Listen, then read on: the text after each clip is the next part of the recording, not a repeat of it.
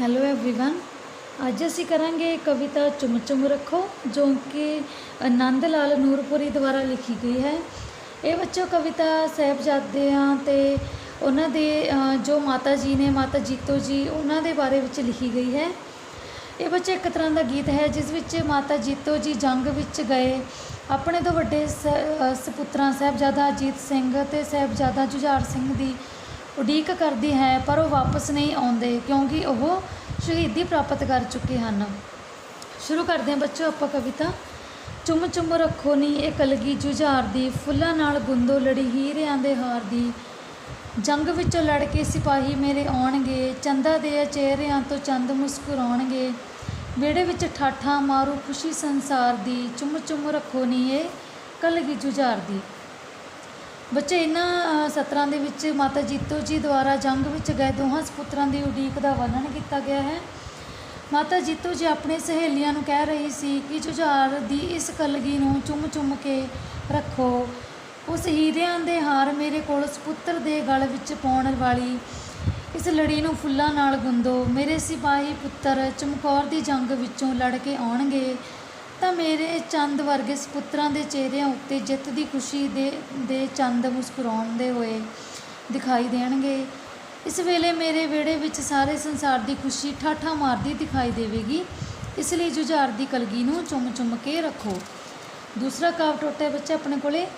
ਕੂਲੇ ਕੂਲੇ ਹੱਥ ਕਿਰਪਾਨਾਂ ਵਿੱਚ ਗੋਰੀਆਂ ਕੱਲ ਨੇ ਸਵੇਰ ਦੀਆਂ ਜੋੜੀਆਂ ਮੈਂ ਤੋਰੀਆਂ ਜਿਨ੍ਹਾਂ ਦਾ ਵਿਛੋੜਾ ਮੈਂ ना पल सी सहार दी चुम चुम रखो नी ये कलगी जुझार दी। बच्चे अगे माता कहती है माता जीतो जी अपनी सहेलियां नूं कह रही सी कि मैं दोहां सपुत्रां दी जोड़ी दे कूले हत्थां विच चमकदियां तलवारां देख के कल सवेरे उन्हां नूं घरों तोरिया सी जद कि उन्हां दा विछोड़ा तां मैं पल भर भी नहीं सी सहारदी। अज उन्हां दे विछोड़े विच मेरे जुझार दी कलगी नूं चुम चुम के रखो। अगला काव टोटा बच्चे अपने कोले।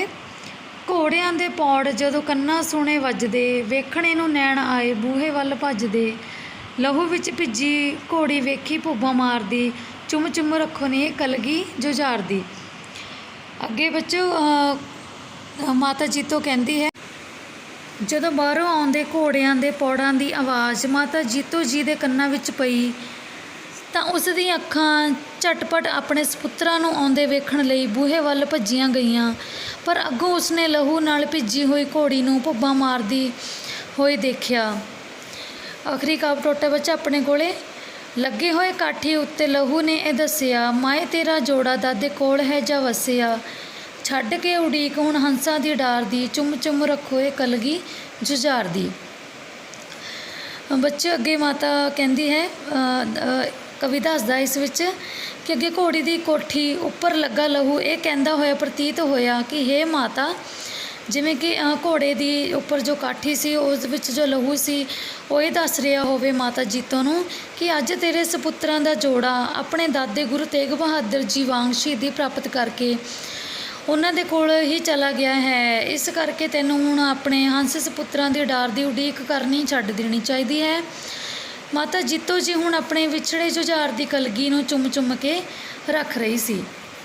इसी बच्चों कविता चुम चुम रखो जो कि आनंद लाल ਨੂਰਪੁਰੀ द्वारा लिखी गई सी, जिस विच माता जीतो जी ते दो वड्डे साहिबजादे बाबा अजीत सिंह ते बाबा जुझार सिंह बारे लिखी गई है कविता।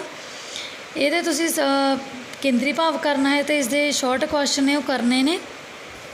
इसका केंद्री भाव आपां तुसी बच्चों करना है तो इस कविता नूं तुसी FA2 दे लई भी इसकी तैयारी करनी है।